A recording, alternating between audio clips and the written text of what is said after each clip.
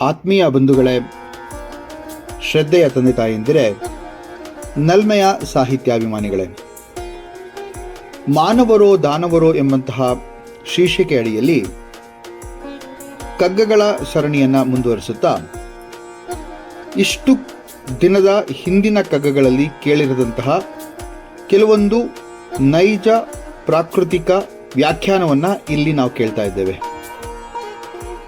ಈ ಕಗ್ಗ ಹೀಗಿದೆ: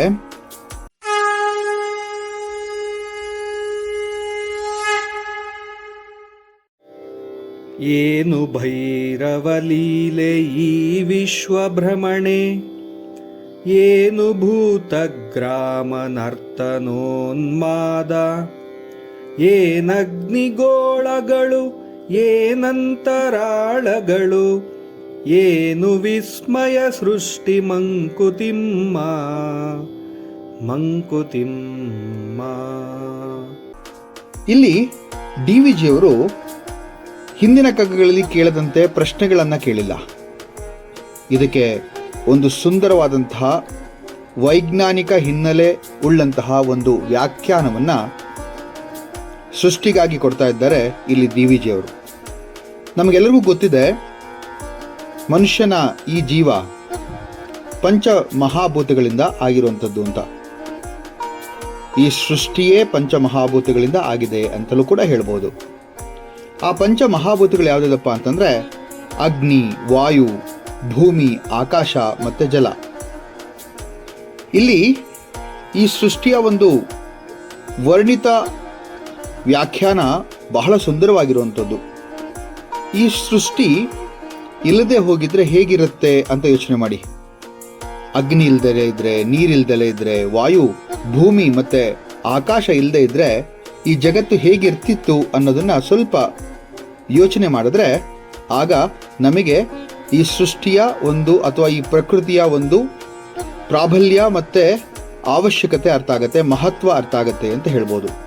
ಇಲ್ಲಿ ಡಿ.ವಿ.ಜಿಯವರು ಏನು ಭೈರವ ಲೀಲೆ ಈ ವಿಶ್ವಭ್ರಮಣೆ, ಏನು ಭೂತ ಗ್ರಾಮ ನರ್ತನೋನ್ಮಾದ, ಏನಗ್ನಿಗೋಳಗಳು ಏನಂತರಾಳಗಳು, ಏನು ವಿಸ್ಮಯ ಸೃಷ್ಟಿ ಮಂಕುತಿಮ್ಮ ಅಂತ ಹೇಳಿದರು. ಇಲ್ಲಿ ರುದ್ರ ನರ್ತನ, ರುದ್ರ ತಾಂಡವ ಅಂತ ಹೇಳಿ ಒಂದು ಮಾತನ್ನು ಹೇಳ್ತಾರೆ. ಭೂತ ಗ್ರಾಮ ನರ್ತನ ಉನ್ಮಾದ ಅಂತ ಹೇಳಿದ್ರು. ಉನ್ಮಾದದ ಅರ್ಥ ಉದ್ವೇಗ ಅಂತ. ಏನಗ್ನಿಗೋಳಗಳು ಏನಂತರಾಳಗಳು, ಏನು ವಿಸ್ಮಯ ಸೃಷ್ಟಿ. ಎಷ್ಟು ಸುಂದರವಾಗಿದೆ ನೋಡಿ. ಇಲ್ಲಿ ಈ ವಿಶ್ವದಲ್ಲಿ ನಡೆಯುವಂತಹ ಪ್ರತಿಯೊಂದು ಕೂಡ ಆ ಭಗವಂತನ ಕೈಯಿಂದ ಅಥವಾ ಆ ಭಗವಂತನ ಸೃಷ್ಟಿಯೇ ಅಂತ ಅನ್ನೋದಾದರೆ ಇಲ್ಲಿ ವಿಸ್ಮಯಕ್ಕೆ ಎಡೆ ಇಲ್ಲ, ಇಲ್ಲಿ ವಿಸ್ಮಯಕ್ಕೆ ಕಮ್ಮಿ ಇಲ್ಲ. ಈ ವಿಶ್ವದಲ್ಲಿ ನಡೆಯುವಂತಹ ಅಗ್ನಿಗೋಳಗಳು ಬಹಳಷ್ಟಿದೆ ನೋಡಿ. ಯೋಚನೆ ಮಾಡಿ, ಅಗ್ನಿ ಸ್ಫೋಟಕಗಳು ಅಂತ ಕರಿತೀವಿ ನಾವು. ಯಾವುದ್ಯಾವುದು ಸೌರವ್ಯೂಹ ಜನಿತ ಬಿಗ್ ಬ್ಯಾಂಗ್ ಥಿಯರಿ ಅಂತ ಹೇಳಿದ್ವಲ್ಲ, ಕ್ಷೀರಪಥಗಳು, ಆಕಾಶಗಂಗೆಗಳು, ಈ ಭೂಮಿ ಮೇಲೆ ಆಗ್ತಕ್ಕಂತಹ ಜ್ವಾಲಾಮುಖಿಗಳು, ಉಲ್ಕೋತ್ಪಾತಗಳು, ಎಷ್ಟು ಸುಂದರವಾದಂತಹ ಒಂದು ಪ್ರಾಕೃತಿಕ ನೈಜತೆಯನ್ನು ಇಲ್ಲಿ ಡಿ.ವಿ.ಜಿಯವರು ನಮ್ಮ ಮುಂದೆ ಇಡ್ತಾ ಇದ್ದಾರೆ. ಒಂದರೊಳಗೊಂದು ಈ ಗ್ರಹದ ಸೃಷ್ಟಿಯಾಗಿರಬಹುದು ಅಥವಾ ಹೊಸ ಹೊಸ ನಕ್ಷತ್ರದ ಸೃಷ್ಟಿಯಾಗಿರಬಹುದು, ಉಲ್ಕೋತ್ಪಾತಗಳಾಗಿರಬಹುದು, ಸಿಡಿತಗಳಾಗಿರಬಹುದು, ಒಂದರೊಳಗೊಂದು ಆ ವಿಲೀನವೇ ಸರಿ, ಅದರ ಒಂದು ಅರ್ಥವೇ ಒಂದು ತುಂಬ ಸುಂದರವಾಗಿರುವಂಥದ್ದು ಅಂತ ಹೇಳ್ಬೋದು. ಇದೆಲ್ಲ ಕೂಡ ಈ ಮನುಷ್ಯನ ಊಹೆಗೆ ನಿಲುಕದ್ದು ಅಂತಲೇ ಹೇಳ್ಬೋದು. ಇದು ಯಾರಿಗೂ ಅರ್ಥವಾಗದೇ ಇರುವಂತಹ ಅಚ್ಚರಿಗಳು ಅಂತ ಹೇಳಿದ್ರೆ ತಪ್ಪಾಗಲ್ಲ. ಯೋಚನೆ ಮಾಡಿ, ಸೂರ್ಯ ನಮ್ಮ ಭೂಮಿಯಿಂದ ಸುಮಾರು 152 ದಶಲಕ್ಷ ಕಿಲೋಮೀಟರ್ ದೂರದಲ್ಲಿ ಇದ್ದಾನೆ. ಆದರೆ ಅವನು ನಮ್ಮ ಹತ್ತಿರದಲ್ಲೇ ಇದ್ದಾನೇನೋ ಅನ್ನೋಷ್ಟರ ಮಟ್ಟಿಗೆ ಅವನಿಂದ ಶಾಖ, ಝಳ ಮತ್ತು ಅವನಿಂದ ಪ್ರಕಾಶ ಇದಿಷ್ಟು ನಮಗೆ ಸಿಗುತ್ತೆ, ಹೌದಾ? ಈ ಬೇಸಿಗೆ ಕಾಲದಲ್ಲಿ ನಾವೆಲ್ಲರೂ ಕೂಡ ಇದರ ಅನುಭವವನ್ನು ಪಡ್ಕೊಂಡಿದ್ದೀವಿ. ಚುಕ್ಕಿ ಚುಕ್ಕಿಗಳಂತೆ ಸಣ್ಣದಾಗಿ ಕಾಣುವಂತಹ ನಕ್ಷತ್ರ ಎಷ್ಟು ದೂರ ಇರ್ಬೋದು? ಕಾಣುವುದೇ ಅಷ್ಟು ದೂರ ಇರಬೇಕಾದ್ರೆ ಕಾಣದೇ ಇರೋದು ಇನ್ನೆಷ್ಟು ದೂರ ಇದೆಯೋ ಏನೋ ಗೊತ್ತಿಲ್ಲ. ಎಲ್ಲೋ ಒಂದು ಕಡೆ ನಾನು ಓದಿದ ಜ್ಞಾಪಕ, ಮನುಷ್ಯ ಈ ಭೂಮಿ ಅಥವಾ ಈ ಪ್ರಕೃತಿಯಲ್ಲಿರುವಂತಹ ಒಂದಷ್ಟು ರಹಸ್ಯಗಳನ್ನು ಭೇದಿಸಿದ್ದಾನೆ ಅಂತಂದರೆ ಅದು ಬರೀ 5% ಮಾತ್ರ. ಅಂದರೆ ಇನ್ನೂ 95% ರಹಸ್ಯಗಳನ್ನು ಭೇದಿಸೋದಕ್ಕಿದೆ. ಆದರೂ ಅವನ ಆಟ ಅಬ್ಬಬ್ಬ, ನನಗೆ ಎಲ್ಲ ಗೊತ್ತು, ನನ್ನಿಂದನೇ ಎಲ್ಲ ಅನ್ನುವಂತಹ ಒಂದು ರೀತಿ. ಈ ಸೃಷ್ಟಿಯನ್ನು ಹಿಡಿದಿಟ್ಟು ಸಮತೋಲನಗೊಳಿಸ್ತಾ ಇರುವಂತಹ ಆ ಶಕ್ತಿ ಎಷ್ಟು ಅಗಾಧವಾಗಿರ್ಬೋದು ಅಂತ ಯೋಚನೆ ಮಾಡಿ. ಇಂತಹ ವಿಶ್ವ ನಮ್ಮ ಊಹೆಗೆ ನಿಲುಕದ್ದು ಅಂತ ಹೇಳಿದ್ರೆ ಸರಿ. ಎಷ್ಟು ವಿಸ್ಮಯ ಇದು ನೋಡಿ, ಎಂತಹ ವಿಚಿತ್ರ. ಇದನ್ನೇ ಅಲ್ವಾ ಡಿ ವಿ ಜಿಯವರು ವಿಸ್ಮಯ ವಿಚಿತ್ರ ಅಂತ ಹೇಳಿದ್ದಾರೆ. ಈ ಅಗಾಧತೆಯನ್ನು, ಈ ಅಪರಿಮಿತ ಶಕ್ತಿಯನ್ನು ಹಿಡಿದಿಟ್ಟಿರುವ ಆ ಶಕ್ತಿಯ ಮುಂದೆ ನಾವೆಲ್ಲರೂ ತೃಣಕ್ಕೆ ಸಮಾನವೇ ಹೌದು. ಇವುಗಳ ಮುಂದೆ ನಮ್ಮ ಸಾಮರ್ಥ್ಯದ ಮಿತಿ ಏನು ಅಂತ ಯೋಚನೆ ಮಾಡಿ ನೋಡೋಣ ಒಂದು ಸ್ವಲ್ಪ.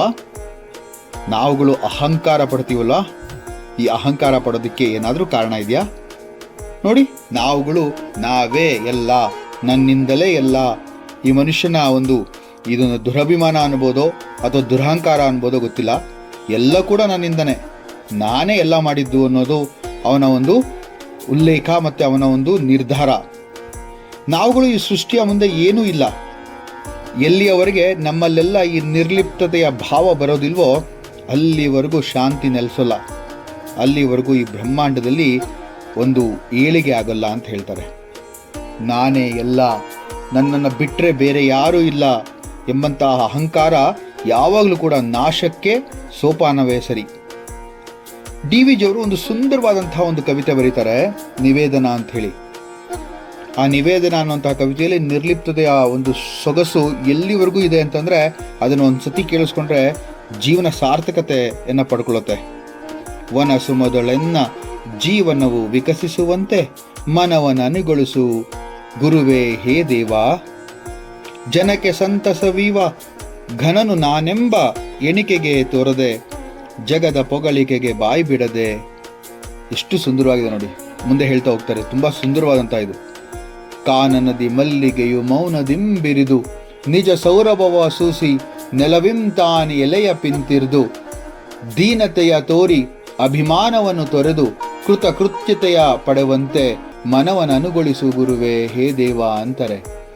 ಉಪಕಾರಿ ನಾನು ಉಪಕೃತಿಯು ಜಗಕ್ಕೆಂಬ ವಿಪರೀತ ಮತಿಯನೊಳಿದು ವಿಪುಲಾಶ್ರಯವ ನೀವ ಸುಫಲ ಸುಮಭರಿತ ಪಾದಪದಂತೆ ನೈಜ ಮಾದೊಳಲ್ಪ ನಿಮ್ ಬಾಳ್ವವಳು ಮನವನನುಗೊಳಿಸು ಗುರುವೇ ಹೇ ದೇವ ಅಂತ ಹೇಳ್ತಾರೆ.